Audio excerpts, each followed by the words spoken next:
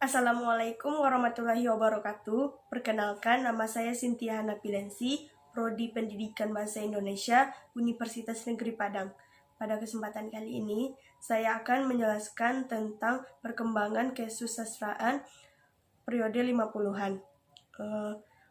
Baiklah, saya akan menjelaskan 6 topik dari periode 50-an, yaitu yang pertama, sejarah perkembangan kesusastraan. Yang kedua, sastra majalah. Yang ketiga, infansi dalam sastra Indonesia. Yang keempat, pengarang dan karya sastra periode 50-an. Yang kelima, karakteristik karya sastra periode 50-an. Dan yang keenam, perbedaan karya sastra periode 50-an dan angkatan 45. Baiklah, kita masuk pada topik yang pertama, yaitu sejarah perkembangan kesusastraan. Pada periode 50-an, dilatar belakangi oleh keadaan Indonesia yang mengalami perubahan yang cukup drastis, yaitu masa transisi dari penjajahan menuju kemerdekaan yang cemerlang. Para sastrawan tentunya telah memikirkan ciri khas sastra pada periode 50-an ini dan masalah kebudayaan yang sedang dialami bangsa Indonesia untuk membedakan angkatan sastra yang sebelumnya. Para sastrawan juga mencari bahan-bahan yang merujuk pada kebudayaan Indonesia yang murni dan membebaskan dari pengaruh budaya asing pada saat penjajahan. Pada periode 50-an ini dipelopori oleh H.B. Jassin. Ini ditandai dengan terbitnya sebuah majalah sastra yang berjudul Kisah, yang ditandatangani oleh H.B. Jassin tersebut. Topik yang kedua yaitu sastra majalah. Sejak tahun 1953, Balai Pustaka mengalami perubahan yang tidak menentu. Ditambah lagi, penerbit berkali-kali mengalami perubahan status dan penetapan pemimpin yang bukan pada ahlinya, serta mengakibatkan ketidakkecukupan dan mengalami kemacetan pada produksi. Oleh karena itu, aktivitas sastra terutama hanya dalam majalah-majalah seperti Gelanggang, Siasat, Zenit, dan Pujangga Baru, karangan-karangan yang hanya dapat dimuat karya seperti sajak, puisi, cerpen, dan karangan yang tidak terlalu panjang lainnya. Keadaan seperti inilah yang menyebabkan munculnya istilah sastra majalah yang dipopulerkan oleh Nugroho Notosusanto dalam tulisannya yang berjudul Situasi 1945. Topik yang ketiga yaitu tentang invasi dalam sastra Indonesia. Pada tahun 1953 di Amsterdam diselenggarakan sebuah simposium tentang kesusastraan Indonesia. Asrul Sani, Sultan Takdir Ali Syahbana, dan Profesor Dr.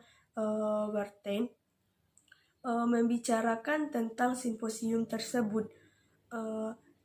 Disinilah pertama kali dibicarakan tentang invasi atau kemacetan dan krisis sastra akibat dari revolusi Indonesia.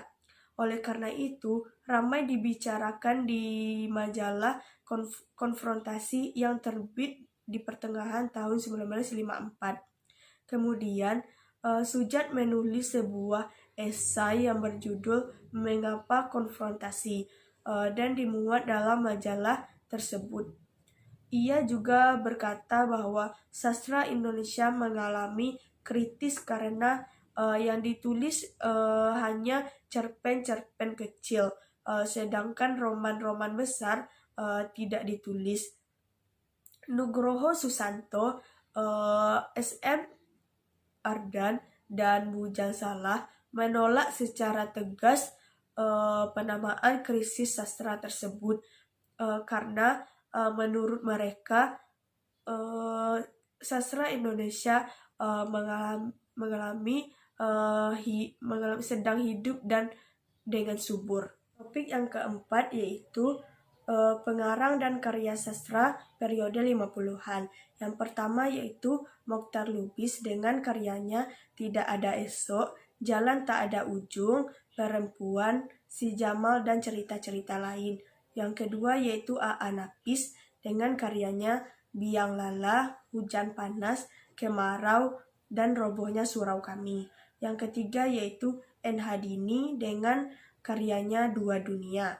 Yang keempat yaitu W.S. Rendra dengan karyanya Balada Orang-Orang Tercinta dan Ia Sudah Bertualang. Yang kelima yaitu Ajib Rosidi dengan karyanya Tahun-Tahun Kematian, Pesta, Di Tengah Keluarga, dan Sebuah Rumah Tua Buat Hari Tua. Topik yang kelima yaitu karakteristik karya sastra periode 50-an. Yang pertama yaitu tidak ada istilah angkatan. Yang kedua, munculnya sastra majalah. Yang ketiga, karya sastra berupa sajak, puisi, dan cerpen.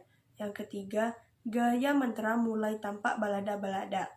Dan yang kelima, terjadi gerakan 30 SPKI sehingga sastrawan letera disingkirkan. Yang keenam, gaya puisi pada umumnya masih meneruskan karya angkatan 45. Yang ketujuh, kebudayaan daerah lebih banyak dimunculkan untuk mewujudkan sastra nasional Indonesia. Topik yang ketujuh atau yang terakhir yaitu perbedaan karya sastra periode 50-an dengan angkatan 45. Pada angkatan 45, karya sastranya dengan mengekspresikan kehidupan batin atau kejiwaan manusia. Sedangkan pada periode 50-an menggambarkan suasana yang murung karena keadaan saat itu yang murung. Pada angkatan 45, puisinya bebas, tidak terikat oleh bait.